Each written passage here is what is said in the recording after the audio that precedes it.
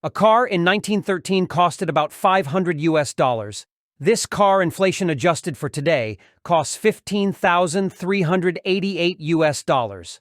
But today's cheapest cars start from around that price range. So cars got more expensive than they were back then?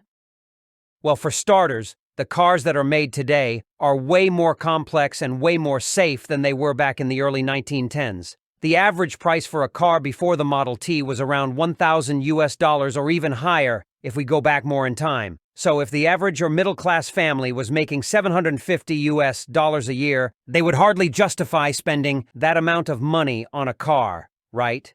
If the car costs $500, around 75% of your yearly income would go to purchasing a car that you could hardly drive anywhere because there were no roads back then. Okay, so by 1924, the price of the Model T dropped to just 250 US dollars. And that would be a more justifiable price to pay for a car if you are still earning the same as 15 years ago. Where I doubt that the wages increased back then. If the car was $500 in 1913, using the inflation numbers that are provided by the US government, then the price of that car in today's money would be $15,388. And I don't think anyone would say that this is expensive for a car in today's economy, given that the starting price of the cheapest cars are around $15,000 or more. Luxury options are about $30,000 to $40,000. But why did the price of the car go up, but production of goods with the Industrial Revolution has gone down? This makes no sense unless the inflation numbers that are presented are incorrect, which may be the case. If instead of converting the 1913 US dollar into today's money by the inflation index given to us by the US government, we use gold, which was used as money, probably since the beginning of civilization, then we can see another story, a story that I think is more representative of what's happening. If 500 is divided by 19, where 19 was the price of 1 ounce of gold, in the year 1913 we get that $500 back then would get you 26.1031 ounces of gold, and 1 ounce of gold today costs about 2,030 US dollars, so a car back then would cost you 26.31 ounces of gold to purchase a car. And if we convert this gold in today's money, we get something like $53,421, which everyone would agree is a lot for a car. So cars before 1910 of around $1,000 converted to gold are 52.63 ounces, and those ounces then converted in today's money would be $106,842. This reminds me of the same way Tesla is approaching the car industry. In 2013, the Tesla Model S sold for around $80,000, or about $115,000 in today's money converted from gold. And now they are producing cars for the masses of around $50,000, and if they are still around by 2030, are on track to make the $25,000 car or the real Volkswagen, or in English, the people's car. To expand this analysis a bit more, we can compare cars that are in more recent years.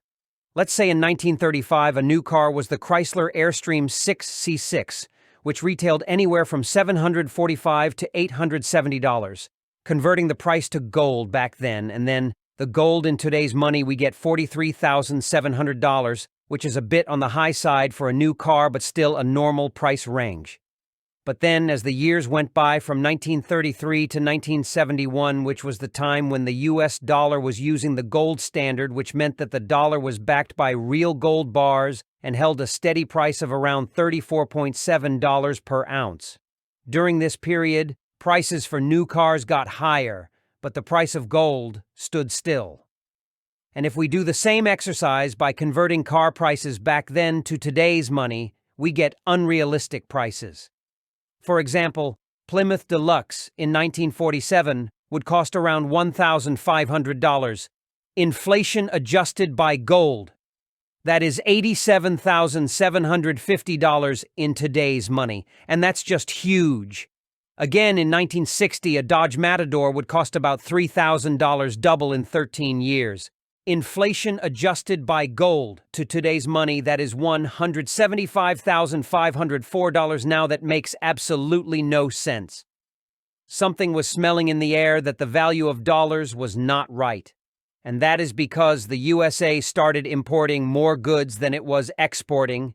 Its economy started to weaken. If these two cars were converted to today's money using the inflation calculator, we get the semi-real prices, and those are $20,495 and $30,881 respectively, which sound more realistic. After this period when the dollar was free from gold, the real price of gold began to take shape. And now in 1980, when the price of gold was at its all-time high back then, of $615 an ounce, the Dodge Murata was being sold for $6,350.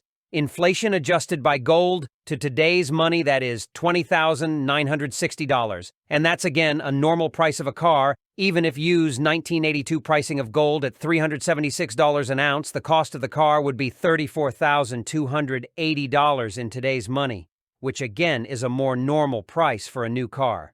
To keep the video short, if we again compare the price of the 2013 Tesla Model S, which sold for $80,000 for the 85 kilowatt-hour battery, back converted to today's money using gold, we get $115,190, compared to the inflation calculator of $104,638.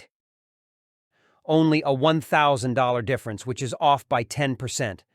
And I don't think that's a huge price difference. And Tesla Model S Plaid without self-driving is priced at $105,000 or $111,000 with full self-driving. Yet again, the price of the car has not changed. So whenever you see a price increase in cars, don't say they got more expensive, but say, my money lost value once again. And as always, stay mindful.